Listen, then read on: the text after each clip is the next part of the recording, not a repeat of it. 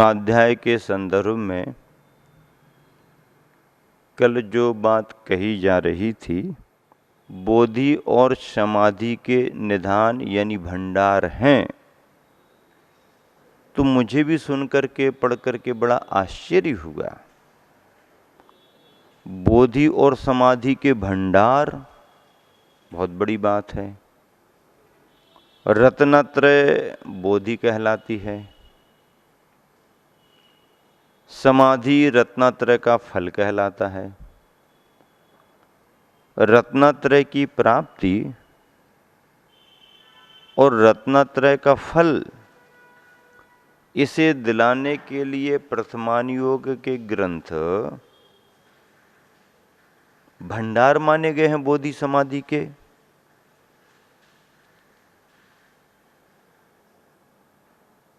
आदि पुराण है, हरिवंश पुराण है, पद्म पुराण है, पांडव पुराण है, श्रैणिक चरित्र है, महावीर पुराण है, 24 पुराण है। इनमें तीर्थंकरों के कथानक हैं। सलाका पुरुषों का जीवन चरित्र है। और इन ग्रंथों में केवल कथानक ही नहीं है, बल्कि प्रसंगानुसार भव भवांतर बतलाते हुए पुण्य पाप का फल भी बतलाया गया है। पुण्य का फल कैसे प्राप्त होता है, पाप का फल क्या है, और फिर भले ही हम ये कहते हैं कि ये कथानक ग्रंथ हैं, लेकिन उसमें भी सांगोपांग जिनवानी मिलती है। जिनवानी के सभी अनुयोग मिलते हैं। प्रसंग प्रसंग पर आचार्य महाराज कभी द्रव्यान योग का महत्व दर्शाते हैं, कभी करणान योग की बात भी बताते हैं, चरणान योग का कथन भी आता है। सलाका पुरुष तीर्थंकर पुरुषों का जीवन चरित्र तो आधार उसमें है ही। इसका मतलब ये है कि प्रथमान योग के ग्रंथ केवल कथा कहानियां ही नहीं हैं। कथा कहानी माध्यम है। सलाका पुरुषों के कथानक आधार हैं। उस कथानक के आधार में उपदेश तो तत्व का ही है, परमार्थ की ही बात है। आप कहेंगे कि ग्रंथों में फिर भवांतर भी गिनाए जाते हैं, राग द्वेष लड़ाई झगड़े की बातें भी आती हैं। आती हैं, प्राकृतिक वर्णन भी होता है। प्रसंग को पाकर के शरीर सौंदर्य का वर्णन भी होता है। प्रसंग को पाकर के प्रकृतियों का और वहाँ के पर्यावरण की चर्चा भी होती है। महलों का, बाग बगीचों का उल्लेख भी होता है। जब कोई पुण्यशाली पुरुष रहेगा तो उसके पुण्य वैभव में सब आएगा। तीर्थंकर हैं, कल्याणकों के वर्णन में क्या है? वैभव ही तो है। चक्रवर्ती हैं, निधियां और रत्न क्या है? वैभव ही तो है। तो इस तरह से श्रेष्ठ पुण्यशाली पुरुषों के कथानकों में उनके पुण्य वैभव की चर्चा भी आती है। और भवभवांतर में कभी अशुभ कर्म की वजह से उन्हें दुखों का सामना करना पड़ा, तो वो बात भी जिनवानी में आती है। ग्रंथ लेखन की एक विधा होती है और ग्रंथ लेखन में आचार्यों का अभिप्राय शुभोपयोग और धर्म ध्यान के रूप में तो रहता ही है, बाकी उस कथानक को काव्य की श्रेष्ठता में ले जाने के लिए, उस कथानक को काव्य की कसौटी पर खरा उतारने के लिए आचार्य महाराज अपनी साहित्यिक क्षमता के माध्यम से उस काव्य को 9 रसों से सुसज्जित करते हैं। और जब उनका वह काव्य एक महापुरुष शलाका पुरुष के कथानक का आधार लेकर के आगे बढ़ता है, तो उनकी भाषा की कला, उनकी छंदों की कला, उनकी प्रस्तुति की कला, प्राकृतिक उपमा और अलंकारों की जो भी है, उन सब से उस काव्य का वैभव बढ़ता है। उस ग्रंथ की श्रेष्ठता का आकलन किया जाता है। और वह समय था, युग था, जब अपने अपने कथानकों को, अपने अपने काव्य को, अपने अपने ग्रंथों को राजाओं की दृष्टि से श्रेष्ठतम साबित करना पड़ता था। इसीलिए प्रथमानुयोग के ग्रंथों में कभी कभी विस्तार भी आ जाता है, लेकिन वह विस्तार सर्वथा निरर्थक नहीं, व्यर्थ का नहीं है वो। उसके उपसंहार में भी तप, त्याग, वैराग और संयम को महत्व देते हुए परमार्थ का प्रयोजन साधा जाता है।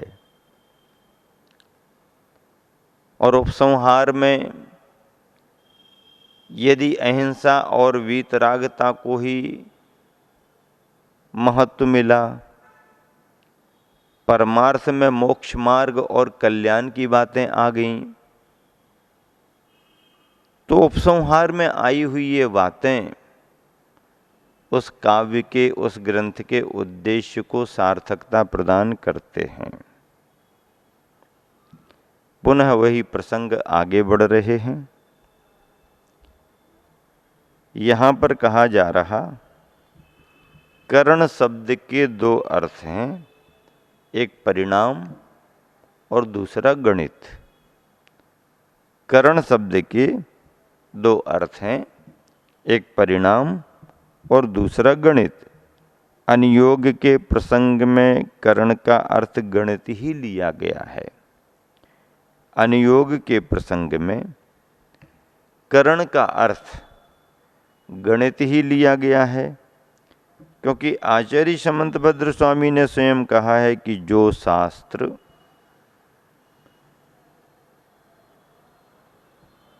चतुर्गति, युग परिवर्तन और लोक अलोक के विभाग आदि का कथन करते हैं, वे सब करणानुयोग के शास्त्र हैं। चारों गतियों संबंधी, युगों के परिवर्तन संबंधी और लोक अलोक के विभाग आदि के जो कथन करते हैं, वे सब ग्रंथ करणानुयोग के ग्रंथ हैं। भौगोलिक जानकारी देने वाले इन शास्त्रों को करणानुयोग में ही गर्भित करना चाहिए। इन शास्त्रों के स्वाध्याय करने से संवेग भाव की प्राप्ति होती है। जिन वाणी के 4 अनुयोग, प्रथमानुयोग, करणानुयोग, चरणानुयोग की बात आती है, किस ओर चलें और कैसे चलें, किस ओर चलें और कैसे चलें, इस निर्णय के बाद भी पथ में पाथे की आवश्यकता होती है। किस ओर चलें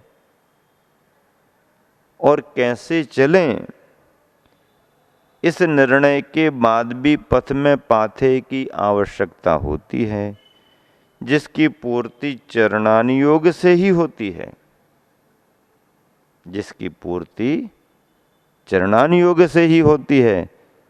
सागार और अनगार की चर्या का वर्णन करने वाले इन शास्त्रों के पढ़ने से जीव के प्रति करुणा, अनुकंपा का भाव हृदय में स्वयमेव आता है, स्वयमेव आता है, अपने आप आता है। चरणानुयोग के ग्रंथों को पढ़ेंगे तो जीव दया की भावना आएगी ही आएगी, करुणा अनुकंपा का भाव आएगा ही आएगा, पर किस ओर चलें और कैसे चलें, ये निर्णय होना जरूरी है। शास्त्र की वो गाथा बड़ी प्रेरक लगती है, कितनी सार गर्भित है। कदम चरे कदम चिट्ठे, कदमासे कदम सये, कदम भुंजेज भासेज,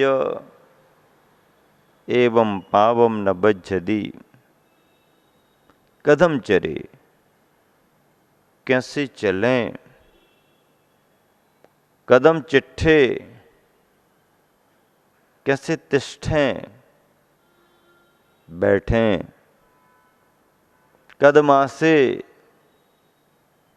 कैसे निवास करें, कदम सये, कैसे विश्राम करें, कदम भुंजेज, कैसे भोजन करें, कदम भासेज,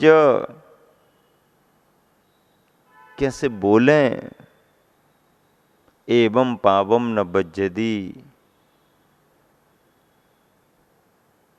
तेन पावम न बज्जदी, जिससे पाप का बंध ना हो। उद्देश्य क्या है?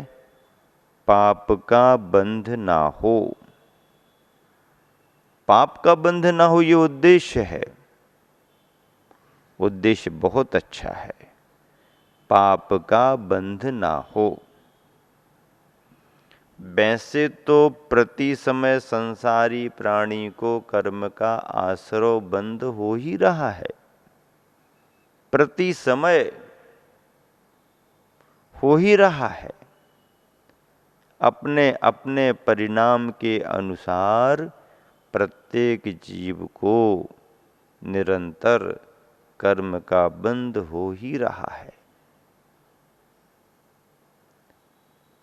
चाहे चल रहा हो, बैठा हो, बोल रहा हो, मौन हो, और यहाँ तक कि सो भी क्यों न रहा हो, नींद में हो,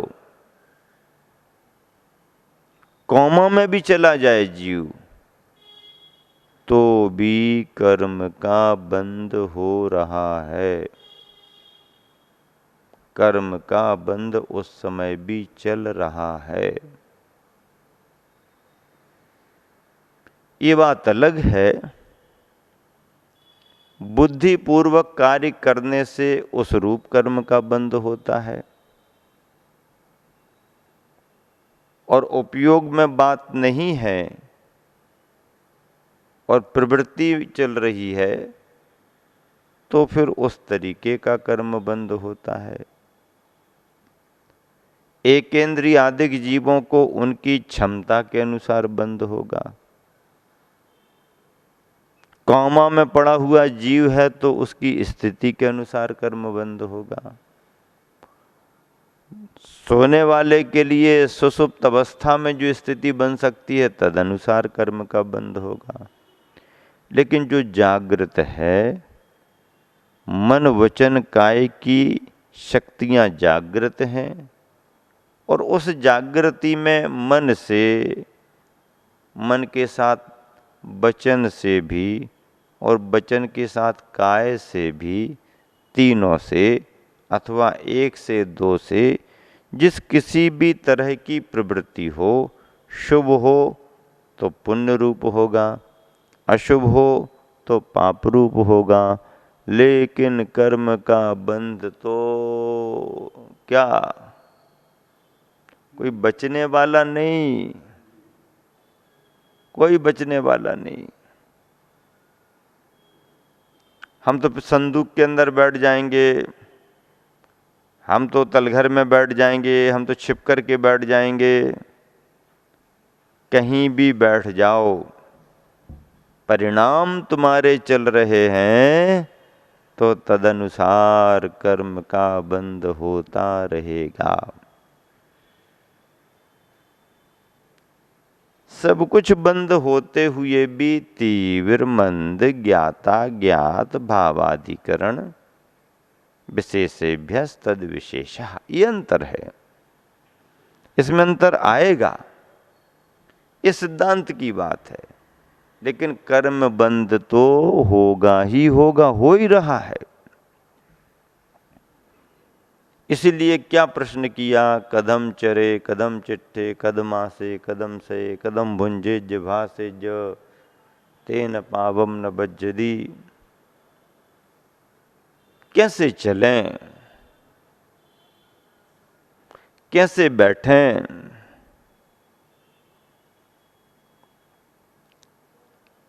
कैसे विश्राम करें, कैसे निवास करें, कैसे भोजन करें, कैसे बोलें, कितने सारे प्रश्न उठा दिए भाई। जरा जरा से शब्दों में कितने बड़े बड़े प्रश्न उठा दिए। कैसे कैसे कैसे कैसे कैसे कैसे कैसे कैसे करें, कैसे करें, कैसे करें, कैसे करें, कैसे करें जिससे पाप का बंध ना हो, कैसे करें जिससे पाप का बंध ना हो, कैसे करें जिससे पाप का बंध ना हो। उत्तर भी बड़ा संक्षेप में दे दिया, बड़े संक्षेप में दे दिया।